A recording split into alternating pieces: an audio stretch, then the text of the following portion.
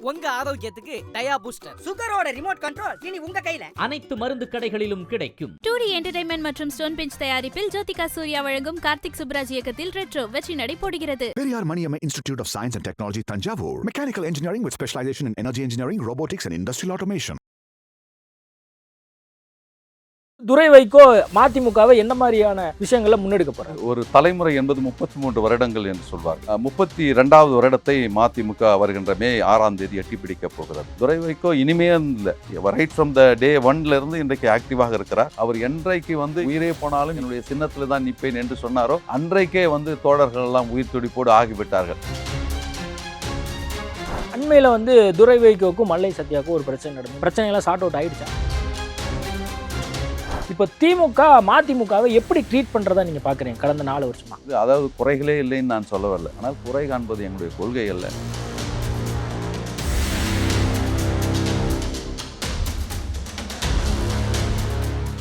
IBC Tamil நேயர்களுக்கு வணக்கம். இன்றைய நேர்காணலில் நம்மோடு இணைந்திருக்கிறார் மறுமலர்ச்சி திராவிட முன்னேற்ற கழகத்தைச் சேர்ந்த வழக்கறிஞர் ஆவடி அந்தரிதாஸ் அவர்கள். வணக்கம் சார். வணக்கம். தமிழ்நாட்டில் அரசியல் பரபரப்பு தொடங்கிடுச்சு அப்படின்னு நம்ம சொல்லலாம். தமிழக வெற்றி கழகத்தினுடைய வருகை தொடர்பாக பார்க்கும்போது அவங்க ஒரு பக்கம் மாநாடு நடத்தி முடிச்சிருந்தாங்க. அது மட்டும் இல்லாமல் பூத் கமிட்டி கூட்டம் ஒவ்வொரு பகுதியாக நடத்திட்டு இருக்காங்க. அது மட்டும் இல்லாமல் தேமுதிகவினுடைய பொதுக்குழு செயற்குழு கூட்டம் அண்மையில் நடந்து முடிஞ்சிருக்கு. திமுக ஒரு பக்கம் இளைஞர்களை ஃபோக்கஸ் பண்ணி பல்வேறு முயற்சிகளை பண்ணிக்கிட்டு இருக்காங்க. மதிமுக என்ன பண்ணிட்டு இருக்கு? மதிமுக சரியான அரசியல் செய்து கொண்டு இருக்கிறது. புதிதாக வருகின்ற கட்சிகள்லாம் கொஞ்சம் பரபரப்போடு தான் இருப்பார்கள். அவர்களுக்கு விளம்பரம் கொஞ்சம் அதிகமாக தான் இருக்கும். 93 அக்டோபரிலிருந்து மதிமுக தொடங்குவதற்கு முன்னால் ஏற்பட்ட அந்த எழுச்சி இன்றைய வரையிலும் யாரும் அதை முறியடிக்க முடியல. அன்றைக்கு சோஷியல் மீடியா இல்லை. 94ஆம் வருடம் ஏப்ரல் மாதம் 14ஆம் தேதி நடைபெற்ற எழுச்சி பேரணி மாலை 3 மணிக்கு தொடங்கி விடியற்காலை வரை போய் கொண்டிருந்தது. கூட்டம் வந்து கொண்டே தான் இருந்தது.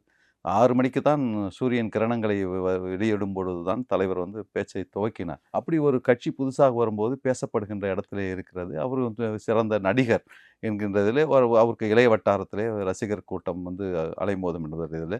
ஆனால் என்ன, what is the concrete subject, அதாவது எப்படி திராவிட இயக்கம் ஒரு சப்ஸ்டான்ஷியல் சப்ஜெக்டை கொடுத்ததோ அப்படி ஒரு சப்ஜெக்டை அவரால் கொடுக்க முடியல. எந்த பக்கம் போகிறோம் என்று அவருக்கே கொள்கை தெளிவில்லாத ஒரு நிலையில் இருக்கிறார்கள்.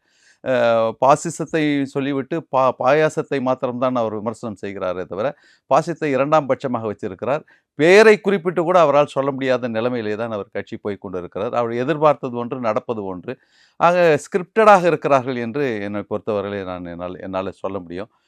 எந்த கத்தி படத்தில் தாமிரபரணி ஆற்றினுடைய நீரை உறிஞ்சி விட்டு இன்றைக்கு லட்சக்கணக்கான தொகையை கொள்ளையடிக்கிறார்கள் என்று சொன்ன அவரே தான் அதே கொக்கோ கோலா நிறுவனத்திற்காக குழு கோக்கு தான், குடி ஷோக்கு தான், கோக்கடிச்சு குதுகளி, கோக்கடிச்சா ஜெயிச்சிடலாம் அப்படின்று விளம்பரத்திலையும் நடிக்கிறார். ஆக ஸ்கிரிப்டடாகத்தான் இருக்கிறாரே தவிர ஹிஸ் மாஸ்டர்ஸ் வாய்ஸ், யாரோ ஒருவருடைய ஒளி வாங்கி இவர் பிரதிபலிக்கிறாரா என்கின்ற எண்ணம் கூட இப்படி தோன்றுகிறது. ஆகவே அவர் இதுவரையும் எதுவும் ப்ரூவ் பண்ணலை. இப்போ பவன் கல்யாண் இருக்கிறார் அப்படின்னு சொன்னால் அவர் 2019 தேர்தலில் ஒரு 5% ஓட்டு வங்கி வாங்கிவிட்ட பிறகுதான் நாயுடு அவர்களோடு சேர்ந்து இன்றைக்கு துணை முதல்வராக ஆகியிருக்கிறார். ஆக இன்றைக்கு ஆசிட் டெஸ்ட் அவர் இன்னும் செய்யவில்லை. அது வரும்போது தான் தெரியும். யூகத்தின் அடிப்படையில் தான் இப்போ சொல்லி கொண்டு இருக்கார். என்னுடைய யூகம் கூட நான் கூட சொல்வேன் 10%, அதிகபட்சம் 12% தான் அவரால் வாங்க முடியும் என்று. அது 40% கடந்தால் தான் ஜெயிக்க முடியும் என்று உங்களுக்கு எல்லோருக்கும் தெரியும். ஏற்கனவே பெரிய கட்சி என்கின்ற வர்ணனை செய்யப்படுகின்ற அதிமுக இப்பொழுது பிஜேபியோடு சேர்ந்து விட்ட காரணத்தால் இனி இவருக்கு வேறு ஸ்பேஸே இருக்கிறதா என்கிறதே ஒரு கேள்விக்குறியாக இருக்கிறது. ஆகவே அந்த பரபரப்பு, அந்த சினிமா தோரணையிலே இருக்கின்ற அந்த விளம்பரம், இதை வைத்து கொண்டு தான் அவர்கள் இயங்கி கொண்டிருக்கிறார்கள் என்று நான் நினைக்கிறேன். ஆனால் அரசியலுக்கு அது பார்த்துருவோம். அரசியல் என்பது அன்னதான சமாஜம் அல்ல. உரிமை கிளர்ச்சி என்பது உண்டிப்பெட்டி நிரம்பியுடன் கருகி போய்விடுதல்ல. மதிமுக கூட தோல்விகளைத்தான் எல்லாரும் பெரிதாக பார்க்கிறார்கள். இதில் அது பெற்ற வெற்றிகள், அடர்த்தியான போராட்டங்கள், அந்த காலகட்டத்தில் சோஷியல் மீடியா இல்லாதனால அந்த அடர்த்தியான போராட்டங்கள் இன்னும் மக்களை சென்று அடையவில்லை. ஒருவேளை சோஷியல் மீடியா அப்பொழுது வந்திருந்தால் இன்றைக்கு தூக்கி பிடித்திருப்பார்கள். இப்பொழுது கூட பார்லிமெண்ட்டில் ஒரு சின்ன அதாவது ஜுவல் சம்பந்தமாக ஒரு ஜுவல் லோன் எடுக்கிறாங்களே, அந்த ஜுவல் லோனுக்கு முழுவதும் கட்டிட்ட பிறகு தான் மறுபடியும் ரினியூவல் பண்ண முடியும் என்கின்ற நிலையிலே ஒரு கொஸ்டினை போட்டுட்டு அதை வேண்டாம் அப்படியே ரினியூவல் பண்ணலாம் என்கின்ற அந்த வாக்குறுதியை வாங்கியிருக்கிறார். அது கூட பெரிதுபடுத்தப்படவில்லை. ஆக விளம்பர வெளிச்சம் எங்களுக்கு இருந்தாலும் கூட எங்களுடைய பணியை நாடாளுமன்றத்திலையும் மக்கள் மன்றத்திலையும் இன்றைக்கு செய்து கொண்டிருக்கிறோம். வக்ஃப் போர்டு திருத்த சட்டத்தை எதிர்த்தோம். அதை போலவே கவர்னரை வெளியேற்ற வேண்டும் உச்சநீதிமன்றத்தினுடைய தீர்ப்பை தொடர்ந்து வெளியேற்ற வேண்டும் என்கின்ற காரணத்திற்காக 4 மண்டங்கள் நாங்கள் நடத்திய போராட்டங்கள் எழுச்சிகரமாக நடந்து முடிந்திருக்கிறது என்பதை உங்களுடைய கவனத்திற்கு கொண்டு வருகிறேன். அதான் இப்போ நீங்க நாடாளுமன்றத்துல வைகோவனுடைய குரல் மிகப்பெரிய அளவில் இருக்கு அப்படிங்கிறது நீங்க சொல்றீங்க. ஆனா தமிழ்நாட்டு பிரச்சனை அப்படின்னு ஒன்று வரும்போது மதிமுக எங்கேயுமே காணமே அப்படிங்கிற ஒரு கேள்வி இருக்கு. இல்ல இப்போ அண்மையில மதிமுகவினுடைய அந்த கூட்டம்லாம் நடந்தது. அதுல சில தீர்மானங்கள் கிட்டத்தட்ட 9 தீர்மானம் நினைக்கிறேன். 9 தீர்மானத்துல மத்திய அரசாங்கத்தை கண்டித்து ஒரு தீர்மானம், ஆளுநரை எதிர்த்து ஒரு தீர்மானம், தமிழக அரசாங்கத்தை பாராட்டி ஒரு தீர்மானம் போடப்பட்டிருந்தது. ஆனா தமிழ்நாட்டு மக்கள் இங்க பெண்களுக்கு பாதுகாப்பு இல்லை அப்படின்னு சொல்லி ஒரு கோஷம் எழுப்பிட்டு இருக்காங்க. அது மட்டும் இல்லாம விலைவாசி உயர்வு, சட்ட ஒழுங்கு பிரச்சனை, இதை பத்திலாம் மதிமுகவினுடைய தீர்மானங்கள் இல்லை, வைகோவும் பேச மாட்டேங்கிறார். பேசக்கூடாதெல்லாம் ஒன்றும் இல்லை, எல்லாவற்றையும் நாங்கள் பேசுகிறோம். எங்களுக்கு விளம்பர வெளிச்சம் கம்மி. 8 மணி நேரத்தை 12 மணி நேரமாக்கிய பொழுது ஓங்கி குரல் கொடுத்தது, முந்தி குரல் கொடுத்தது தலைவர் வைகோ அவர்கள் தான். அவருடைய குரலை அடுத்து எங்களுடைய தொழிற்சங்கம் உள்ளிட்ட மற்ற தொழிற்சங்கங்களாம் எழுப்பிய அந்த கேள்விகளை வைத்துக்கொண்டு தான், அந்த எழுச்சியை வைத்துக்கொண்டு தான் 24 மணி நேரத்திலே அன்றைக்கு தலைமை நிலைய செயலராக இருந்த மரியாதைக்குரிய IAS இறையன்பு அவருடைய தலைமையில் 3 அமைச்சர்கள் 24 மணி நேரத்தில் அது திருப்பி வாபஸ் பெறப்பட்டது. அதெல்லாம் கிடையாது.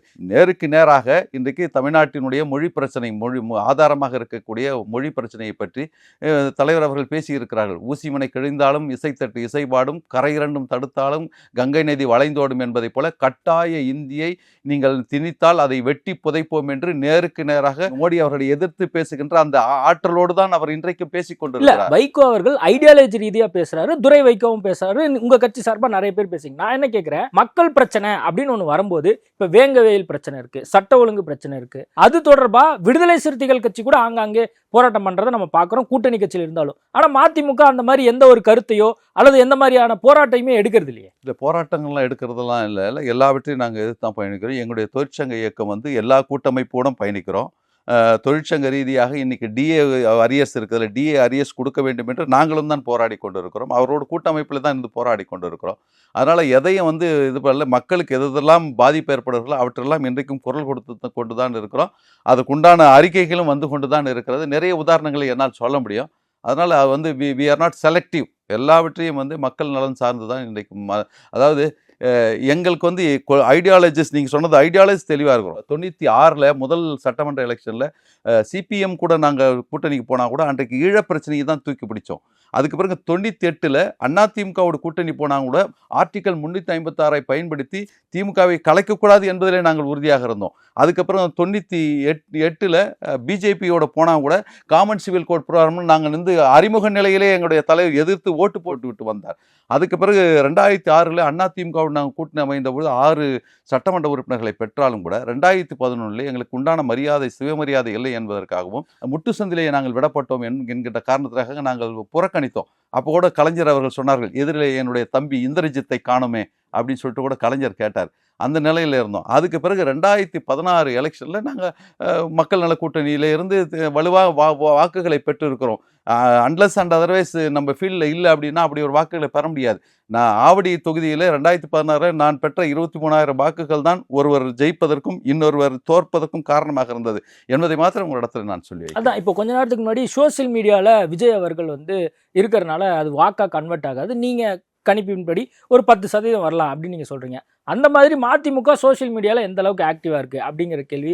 துரை வைகோ இப்போ ஆக்டிவாக இருந்து எல்லா பக்கமும் நான் போகிறேன், நடைப்பயணம்லாம் இருக்குது அப்படிங்கிற மாதிரிலாம் அண்மையில் சொல்லியிருந்தாரு. அப்போது சோசியல் மீடியாவில் மதிமுக எந்த அளவுக்கு ஆக்டிவாக இருக்க போது, அடுத்து துரை வைகோ மதிமுகவை என்ன மாதிரியான விஷயங்களை முன்னெடுக்க போகிறார்? அதாவது ஒரு தலைமுறை என்பது 33 வருடங்கள் என்று சொல்வார்கள். 32வது வருடத்தை மதிமுக வருகின்ற மே 6ஆம் தேதி எட்டி பிடிக்கப் போகிறது.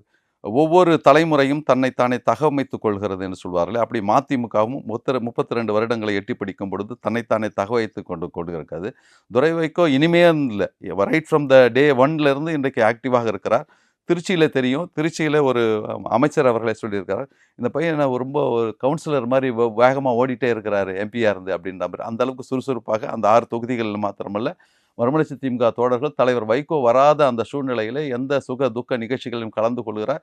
இப்பொழுது சுற்றுப்பயணம் ஆரம்பிக்க போகிறார்கள். ஏற்கனவே சுறுசுறுப்போடு தான் மதிமுக இயங்கி கொண்டிருக்கிறது. இனிமேல் தான் இயங்கணும்னு அவசியம் கிடையாது. இப்போ எல்லா இடத்துலையும் இது அந்த ஒன்றிய செயல்வீரர்கள் கூட்டம், நகர செயல்வீரர்கள் கூட்டம் இவற்றெல்லாம் நடந்து கொண்டு இருக்கிறது. ஆகவே வாத்து கொஞ்சம் ஸ்லோவாக இருக்கிற மாதிரி தான் தெரியும் பார்க்கும் பொழுது.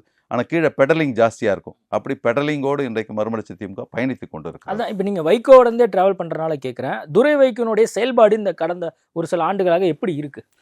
ரொம்ப ரொம்ப சிறப்பாக இருக்குது. அவர் என்றைக்கு என்னுடைய இது உயிரே போனாலும் என்னுடைய சிம்பிளில் தான் நிற்பேன், என்னுடைய சின்னத்தில் தான் நிற்பேன் என்று சொன்னாரோ அன்றைக்கே தோழர்கள் எல்லாம் உயிர் துடிப்போடு ஆகிவிட்டார்கள். ஆக ஒரு தீர்க்க சிந்தனையோடு அவர் செயல்படுகிறார். அந்த தொகுதி மாத்திரமல்ல, தமிழகம் சார்ந்த எங்கெங்கெல்லாம் பாதிப்பு இருக்கிறதோ அவற்றையெல்லாம் ரயில்வே துறை முதற்கொண்டு, ஏர்போர்ட் துறை முதற்கொண்டு எல்லா துறையிலையும் இருக்கிறதா. நீங்கள் விலைவாசி சொன்னீங்களே, விலைவாசிக்கு ஸ்டேட் கவர்மெண்ட் மாத்திரமே காரணம் என்று சொல்ல முடியாது. இப்போ DA 2% 8 லட்சம் பேருக்கு பயனடைகின்ற அந்த இது அறிவிச்சிருக்காங்க.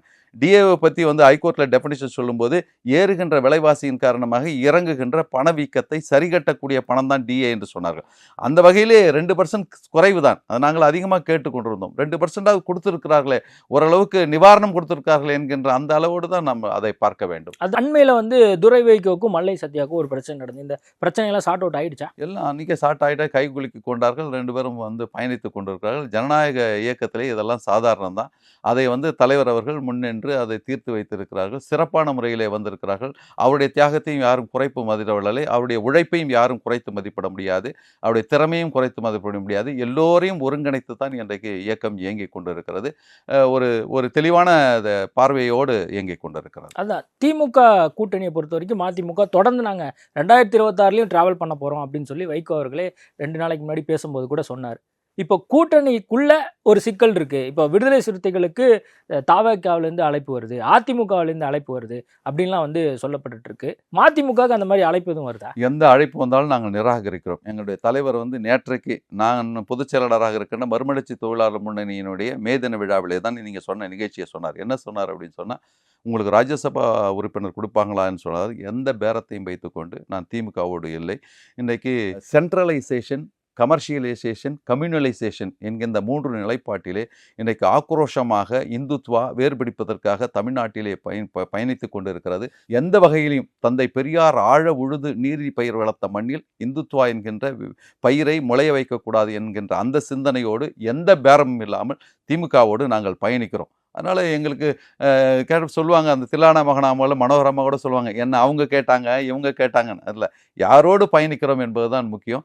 தெளிவான சிந்தனை நோக்கி பயணிக்கிறோம். ராஜ்யசபா உறுப்பினர் தேவையில்லை என்பது அவர் மனிதாபிமான அடிப்படையில் மெக்னானிமஸாக அவர் சொல்லிட்டார். ஆனால் மதிமுக இருக்கிற ஒவ்வொரு தோழருக்கும் இதை போல இன்றைக்கு யார் குரல் கொடுக்கிறார்கள்? இன உணர்வோடு இனமும் மொழியும் சிறக்க சிலுவையை சுமக்கின்ற ஒரு சிந்தனையோடு இன்றைக்கு ராஜ்யசபாவிலே தமிழ்நாட்டினுடைய நலன்களுக்காக இந்த வயதிலையும் உறக்க குரல் கொடுக்கின்ற தலைவர் வைகோ அவர்களுக்கு ராஜ்யசபா உறுப்பினர் தர வேண்டும் என்கின்ற அடிமட்ட தொண்டனுடைய அந்த கருத்துருவாக்கத்தை அவர்கள் உள்வாங்கிக் கொள்வார்கள் என்று நான் நினைக்கிறேன். அதான் ஒரு தொண்டனாக அவரோட டிராவல் பண்ணுற ஒரு நபராக இந்த கருத்தை நீங்கள் வைக்கிறீங்க. ஆனால் அவர் செய்தியாளர் சந்திக்கும் போது அதெல்லாம் எனக்கு பிரச்சனை கிடையாது, நான் சொல்லக்கூடிய விஷயம் எல்லாமே இதில் பொருள் அடங்கும் அப்படின்னு அவர் கடந்து போகிறாரு.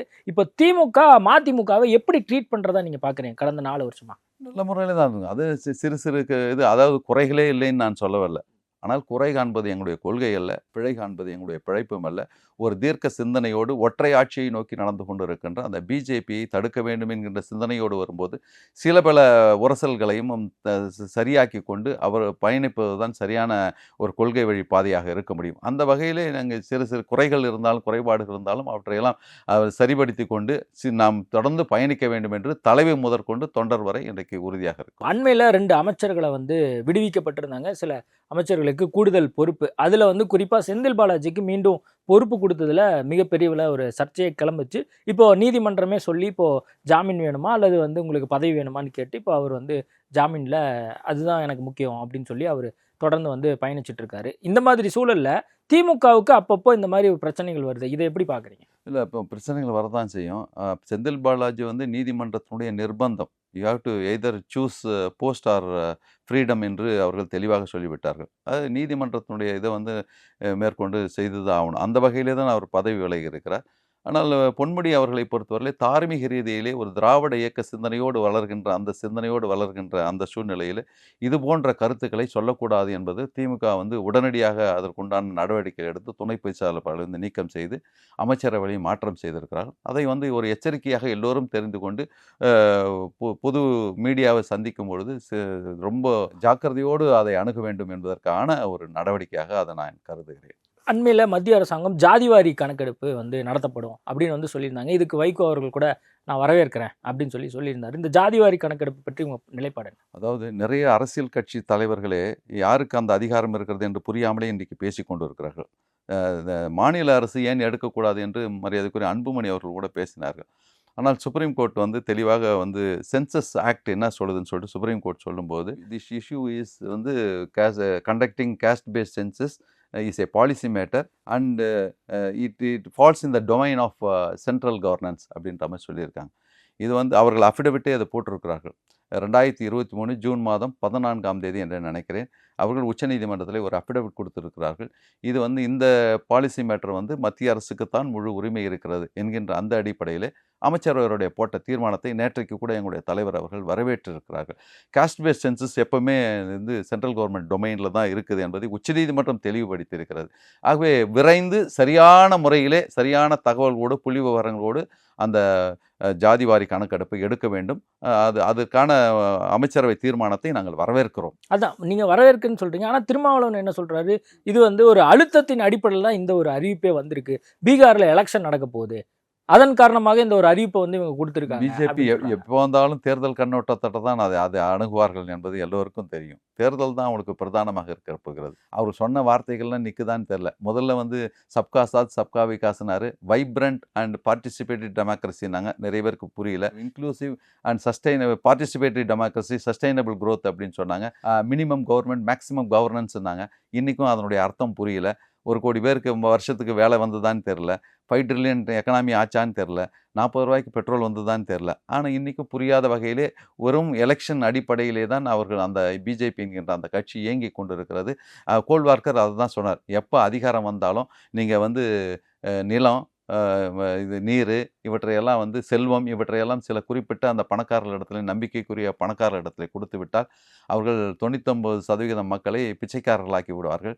உங்களுடைய அதிகாரம் என்றைக்கும் உங்களுக்கு நிலையாக 7 தலைமுறைக்கு நிற்கும் கோல்வார்க்கர் சொன்ன அடிப்படையிலே தான் வெறும் தேர்தலை மாத்திரமே கணிக்கலை வைத்துக்கொண்டு ஒன்லி ஃபார் பொலிட்டிக்கல் கெயின்ஸ் அவங்களுடைய எல்லா நடவடிக்கையும் இருக்கிறது. பீகார் தேர்தலுக்காக கூட இது இருக்கலாம் என்று எனக்கு தோன்றுது. இப்போ 2026 தேர்தலை பொறுத்த வரைக்கும் சீமானா இருக்கட்டும், விஜயா இருக்கட்டும், திமுக தான் எங்களோட எதிரி அப்படின்னு சொல்கிறாங்க. புதிய வரவாக இருக்கக்கூடிய இந்த 2 கட்சிகளை பொறுத்த வரைக்கும் அதிமுக எப்படியா நாங்கள் ஆட்சிக்கு வந்துடும் அப்படின்னு சொல்லி திடமாக நம்பிக்கிட்டு இருக்காங்க. மதிமுக திமுக கூட்டணியில் இருந்தாலும் கூட யார் எதிரியா திமுகவுக்கு எதிரி நீங்கள் நினைக்கிறீங்க? பாசிசம் தான் எதிரி. நாங்கள் டே ஒன்லியே சொல்லிட்டோம். ஏன்னா அவங்க அரசியல் சட்டத்தையே மாற்ற வேண்டும். 2015 ஜனவரி 26ஆம் தேதி குடியரசு தினம், அதுக்கு ஒரு விளம்பரம் போட்டிருந்தாங்க. அதில் வந்து பிரியாம்பிளில் வந்து வி கான்ஸ்டியூட் சோஷியலி செக்யூரல் அப்படின்னு வரும்ல, செக்யூர் சோஷியல் செக்யூரல் 2 வார்த்தைகள் எடுத்து விட்டார்கள். பாராளுமன்றத்தில் ரவிசங்கர் பிரசாத் இடத்துல கேள்வி கேட்டார்கள். என்ன அந்த விளம்பரத்தில் வந்து சோஷியல் செக்யூலர் என்கின்ற 2 வார்த்தைகள் விடுபட்டு போய்விட்டது, தவறுதலாக நடந்து விட்டதா என்று கேட்கும்போது நிறைந்த அந்த நாடாளுமன்றத்தினுடைய அந்த வளாகத்திலே வந்து ரவிசங்கர் பிரசாத் சொல்கிறார், இல்லை அவை இடையிலே வந்தவை. 76ஆம் ஆண்டு 42வது அரசியல் சட்ட திருத்தன்படி இடையிலே வந்தவை, இடையிலே வந்தது இடையிலே போகிறது. அப்படின்னா என்னன்னா செக்யூலர் என்கின்ற வார்த்தை கிடையாது. ஏன்னா இப்போ அண்மையிலே அவர்களுடைய இந்துத்துவனுடைய தீர்மானங்களில் முக்கியமாக போட்ட தீர்மானமே என்னன்னா, கிறிஸ்தவர்களுக்கும் முஸ்லீம்களுக்கும் ஓட்டுரிமை இருக்கக்கூடாது, அவர்களை அந்தந்த நாடுகளுக்கு அனுப்பிவிட வேண்டும் என்கின்ற தீர்மானத்தையும் போட்டிருக்கிறார்கள். ஆகவே அந்த பார்வையிலே தான் அவர் இருக்கிறது. அதனால் அதை தான் பிரதானமாக நாம் பார்க்க வேண்டும். அதான் இப்போ மும்முனை போட்டியா 4 முனை போட்டியா அப்படிங்கிற ஒரு கேள்வி. எந்த முனை வந்தாலும் திமுக நல்ல தெளிவான ஒரு சிந்தனையோடு தெளிவான ஒரு கூட்டணியோடு பயணித்து கொண்டு இருக்கிறோம். சிறு சிறு உரசல்கள் இருக்கத்தான் செய்யும். அவெல்லாம் அது பிராடர் அவுட்லைனில் போகும்போது நிச்சயமாக அவர்கள் பாசிசத்தை வேறறுக்க வேண்டும் என்பதற்காக எல்லோரும் ஒருங்கிணைந்து தான் போவார்கள். 1000 கருத்து மாறுபாடுகள் இருக்கும். சண்டையிட்டு கொண்டே இருந்தாலும் சகோதரர் அன்றோன்னு சொல்லிட்டு பாரதி சொல்லுவான். அதே மாதிரி சண்டைகள் இருக்கத்தான் செய்யும். இருந்தாலும் ஒரு சகோதர மனப்பான்மையோடு நாங்கள்லாம் போவோம். நெல்லை பகுதியைச் சேர்ந்த ஒரு நபராக பாஜக தலைவரை தேர்ந்தெடுக்கப்பட்டிருக்காங்க.